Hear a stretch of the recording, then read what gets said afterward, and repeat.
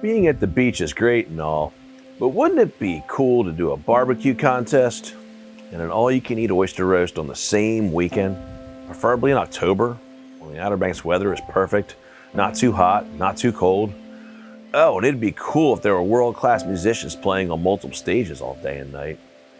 It'd be even better if the day passes, weekend passes were affordable and allowed access to every show and all the barbecue and oysters you could eat.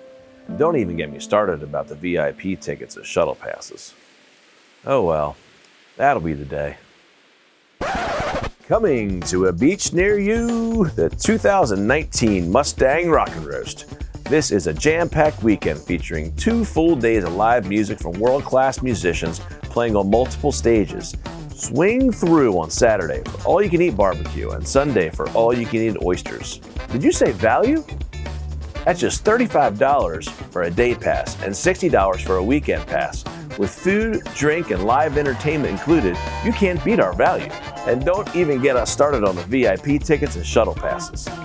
Come visit Corolla, North Carolina for the 2019 Mustang Rock and Roast for the marquee live music event of the Outer Banks season. And get a little beach time in too.